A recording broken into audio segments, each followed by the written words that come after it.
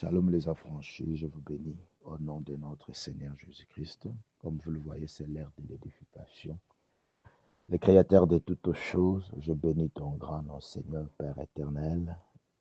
Il est écrit dans ta parole, dans l'ère des détresse, ils crièrent à l'Éternel, l'Éternel envoya sa parole et ta parole les guérit. Laisse que ta parole, Seigneur, puisse guérir mon frère, puisse guérir ma soeur, que ta parole de ce matin soit une réponse, Yahweh Père, une remède pour ton peuple. Je me déduis entre tes mains, cher Saint-Esprit. Utilise-moi comme tu veux.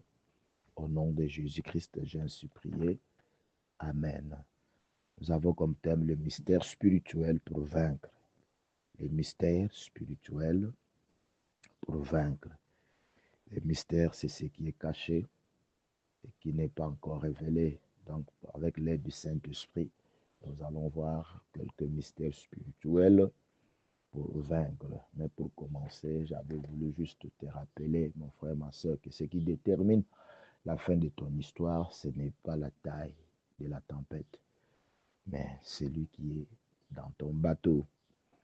Donc, ce n'est pas la taille de la tempête qui va déterminer la fin de ton histoire, mais tout dépend de celui qui est dans ton bateau. Si tu es avec Jésus, ne crains absolument rien, peu importe la taille, mais l'histoire de ta vie finira mauvais ou bon. Tout dépend de celui qui est dans ton bateau. Qui est dans ton bateau, je ne sais pas, tu connais la réponse. Gloire à Jésus serait parmi les mystères que nous voulons voir. Le premier mystère, c'est l'espérance dans les promesses. L'espérance dans les promesses. Espérer dans les promesses. Dieu ne ment jamais. Dieu fidèle. L'espérance dans les promesses. Romains 8, verset 24. Car c'est en espérant que nous sommes sauvés. Or, l'espérance qu'on voit n'est plus espérance. Ce qu'on voit, peut-on espérer encore? Donc, notre stabilité intérieure ne dépend pas de choses visibles, mais dans l'espérance. Mais dans l'espérance. Dans l'espérance. Romains 4, 18, la Bible dit une chose, l'espérance contre toute espérance. Il écrit en sorte qu'il devint père d'un grand nombre de nations, selon ce qu'il avait été dit. Telle sera ta postérité. Ça, c'est Abraham. Donc, l'attente nourrie par la foi. L'attente nourrie par la foi. L'espérance contre toute espérance. Il a créé en sorte qu'il devint père d'une grande nation, des nations, selon ce qu'il avait été dit. Nous devons espérer. Nous devons espérer. Nous devons espérer. Abraham était devenu fort pendant l'attente. C'est pendant l'attente qu'Abraham était devenu fort, mon frère, ma soeur. Donc, l'espérance forme ton caractère pour que tu sois capable de recevoir ce qu'il a préparé. C'est pourquoi dans Hébreux 10, verset 36, la Bible nous dit, car vous avez besoin de persévérer enfin, car après avoir accompli la volonté de Dieu, vous obteniez ce qui vous avait été promis. Donc l'espérance nous forme notre caractère pour que nous soyons capables de recevoir la bénédiction de Dieu. Il veut que ton espérance soit une flamme. C'est ça la volonté de Dieu. Ne baissez pas les bras parce que Dieu tarde. Ne baissez pas les bras, mon frère, ma soeur. Vous avez besoin de persévérer. Dieu façonne en toi une statue. Dieu est en train de façonner une statue.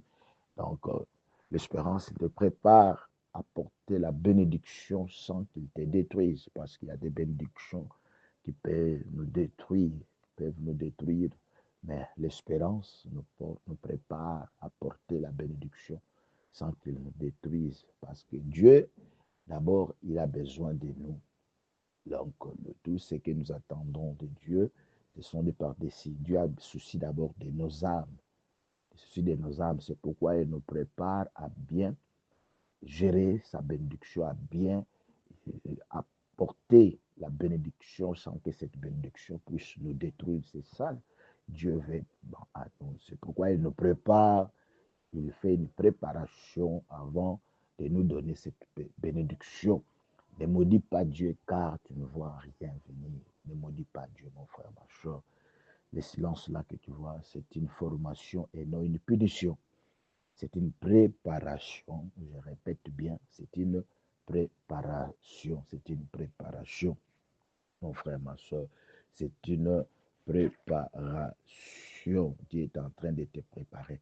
L'espérance dans les promesses. Le premier mystère, c'est l'espérance dans les promesses. Le second mystère que nous voulons voir, vous et moi, ceux qui pleurent devant Dieu deviennent des colonnes. Ceux qui pleurent devant Dieu deviennent des colonnes. Tu pleures devant qui, mon frère, ma soeur? Ne passe pas ton temps de pleurer devant les hommes, parce que tu vas leur donner les sujets qu'ils vont utiliser pour te calomnier. Donc, dans des Rois, chapitre 20, verset 3, je vois une chose. Et, ô Éternel, souviens-toi que je marche devant ta face avec fidélité et intégrité de cœur, et que je fais ce qui est bien à tes yeux. Ézéchias répondit d'abondantes larmes. Ézéchias avait répondu d'abondantes larmes devant Dieu, dans la présence de Dieu. Ézéchias répondit d'abondantes larmes. Tu pleures devant qui? Mon frère, ma soeur, je vais t'informer une chose, que Dieu ne gaspille aucune larme. Tes larmes montent devant Dieu. Lorsque tu pleures devant Dieu, tes larmes montent devant Dieu. Donc ceux qui pleurent dans la présence de Dieu ne sont pas faibles. Ils sont en train d'être consolés. Ils préparent ton élévation. Après qu'Ézéchias ait pleuré devant Dieu, il avait répandu d'abondantes larmes. Voyons comment est-ce que Dieu avait dit à Ésaïe de retourner pour informer à Ézéchias que Dieu avait ajouté à son âge 15 ans de plus. Donc, mon frère, ma soeur, ceux qui pleurent dans la présence de Dieu ne sont pas faibles. Ils sont en train d'être consolés. Dieu console tout celui qui pleure devant sa face. Donc, te plaira, prépare ton élévation. Te plaire, prépare ton élévation. Chaque larme versée devant Dieu prépare ton avenir. Je vois un Samuel 1, verset 13, comme est-ce que Anne avait pleuré devant Dieu, il remuait ses lèvres. Alors le pleur, les larmes, dans le larme d'Anne naîtra un enfant qui changera l'histoire d'Israël. C'était Samuel. Donc mon frère, ma soeur, devant Dieu, lorsque tu pleures, toutes les gouttes de tes pleurs, ce sont des pluies qui vont un jour te donner des bonnes récoltes. Tu vas faire une moisson lorsque tu pleures devant Dieu. Lorsque tu pleures devant Dieu, mon frère, ma soeur, il y a des choses qui se passent. Donc, chaque larme devient un témoignage. Chaque larme devant Dieu, tes larmes là, je dis tu es en train de pleurer, mais tes larmes là va devenir un témoignage pour toi. Oh, vraiment, nous avons un Dieu qui qui ne gaspille aucune de tes larmes. Ceux qui pleurent devant Dieu, Dieu les console.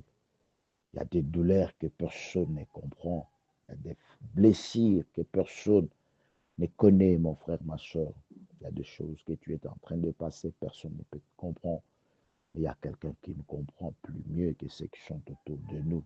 Il comprend, Dieu connaît, il connaît des blessures cachées que personne ne connaît, mais Dieu connaît. Les lieux de tes douleurs, le lieu de ta douleur, pardon, peut devenir le lieu de ta stabilité. Donc ne vous en faites pas, mon frère, ma soeur. Troisième mystère que j'avais voulu parler avec vous, Dieu forme des âmes fortes dans le silence. Donc Dieu forme des âmes fortes dans le silence ou en secret. Ésaïe 30, verset 15. La Bible vous dira ceci, car ainsi a parlé le Seigneur, l'Éternel, le Saint d'Israël. C'est dans la tranquillité et le repos que sera votre salut. C'est dans le calme et la confiance que sera votre force. Mais vous ne l'avez pas volé. C'est la parole du Seigneur. C'est dans la tranquillité et dans le repos. C'est dans la tranquillité, dans le repos. Dieu forme, façonne ses enfants, ses serviteurs dans le silence ou en secret, dans le repos, dans le secret. Donc, le secret là, c'est une chambre d'accouchement spirituel. Hein? Lorsque maman est en train d'accoucher, elle n'accouche pas en public. Elle accouche dans une chambre. Et l'enfant, lorsque l'enfant naîtra, et l'enfant, on le verra publiquement. Mais lorsqu'elle est en train d'accoucher, la maman elle donne vie à l'enfant dans une chambre, dans un lieu secret. Donc, mon frère, ma soeur, le secret, c'est une chambre d'accouchement spirituel. Tu es dans une chambre d'accouchement spirituel. Tu es en train tu es en train de naître. Je vois l'exemple de Moïse. Dieu avait formé Moïse en silence pendant 40 ans, derrière les collines, dans la solitude seule. Exode 3, 1 à 9. Là, tu vas voir que c'est là que Dieu a formé Moïse sans applaudissements, sans public. C'est mon frère, ma soeur. C'est qu'il avait entendu, c'est là qu'il avait entendu la voix de Dieu. Ce n'est pas dans la gloire de l'Égypte, ce n'est pas dans la maison royale que Moïse avait entendu la voix de Dieu. C'était dans la solitude, celle avec des brebis, avec les cris des oiseaux, mon frère, ma soeur. C'est là que Dieu avait formé Moïse. C'est là que Moïse avait écouté la voix de Dieu. Donc, mon frère, ma soeur, dans les secrets, dans le silence, dans le repos que Dieu va te passer, là que tu vas écouter la voix du Seigneur. Dieu n'est pas dans le loyenge, comme disent les Quinois. Dieu n'est pas dans le méli-mélo. Dieu est dans le silence. C'est en secret que Dieu te forme. Même David était devenu roi. Il était d'abord berger, c'est le berger de moutons. Avant que David puisse devenir berger d'Israël, il était d'abord berger de moutons. Berger de moutons. David avait vécu les régés, seul, dans des montagnes, avec des brebis. C'est là qu'il a appris à chanter pour Dieu. C'est là que David était devenu un grand adorateur. Mon frère, c'est dans le secret que Dieu façonne ses serviteurs. C'est dans le secret que Dieu forme des âmes fortes. Dieu est en train de te former pour devenir fort. Pour devenir fort, mon frère, ma soeur. C'est dans le secret. C'est là que David avait combattu l'ours. Tu ne peux pas tuer Goliath sans pourtant avoir tué l'ours ou le lion. Donc, c'est dans le secret que David avait appris à protéger les brebis qu'il bergeait. C'est alors, Dieu l'avait formé en secret, en silence, dans cette chambre d'accouchement spirituel. C'est pourquoi il était capable de protéger l'Israël contre les Philistins et contre d'autres ennemis qui entouraient l'Israël. Il a eu la formation en secret, mon frère, ma soeur, en secret. Il ne faut pas regretter, Seigneur, les gens m'ont fui, personne ne veut me rendre visite parce que je ne travaille plus, je n'ai plus l'argent, il n'y a personne. Mon frère, c'est là que tu vas écouter la voix de Dieu.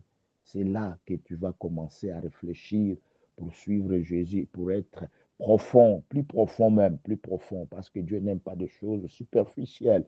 Même Jésus-Christ, il partait en secret. Jésus-Christ recevait des choses en secret, il agissait en public. Il s'est restauré la nuit, il guérissait le jour. Si tu veux devenir solide, apprends à aimer à se retirer. Apprends à aimer d'être formé par Dieu. Dieu est en train de te former pour que tu sois l'âme forte. Il te forme en silence. Malheureusement, l'homme, pour lui, ça devient une punition. Ce n'est pas une punition, mon frère, ma soeur. Dieu est en train de te former. Si tu veux devenir solide, laisse-toi que Dieu puisse te former. Laisse-toi entre les mains de Dieu. Dis au Seigneur, Seigneur, fais ta volonté, fais ce que tu veux dans ma vie. Si Dieu te retire, ce n'est pas un rejet, mais une consécration. C'est une consécration.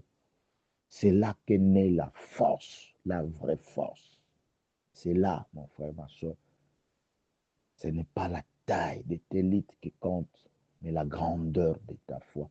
C'est là que Dieu communique, te donne la foi. C'est là que Dieu t'enlève la peur. Si David n'avait pas la peur de Goliath malgré sa taille, parce qu'il avait l'expérience, d'être formé en secret. Il avait l'expérience d'être formé en secret, mon frère, ma soeur. Dieu prépare et il choisit. Pardon. Excuse. Dieu prépare les choisis, mon frère, ma soeur. Lorsque Dieu te choisit, il doit te préparer. Il doit te préparer.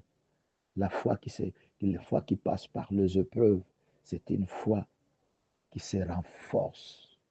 C'est une foi qui se renforce. Qu'est-ce qui te dérange, mon frère, ma soeur? Voilà, aujourd'hui, nous avons vu quelques mystères spirituels pour vaincre.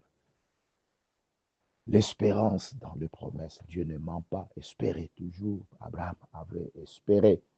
Ceux qui pleurent devant Dieu deviennent des colonnes, mon frère, ma soeur. Et le troisième mystère, Dieu forme des âmes fortes dans le silence, en secret. Dieu est en train de te former. Sois courageux comme Jésus. Sois courageux comme David. Sois courageux comme Moïse. Je te bénis au nom de notre Seigneur Jésus-Christ. Amen.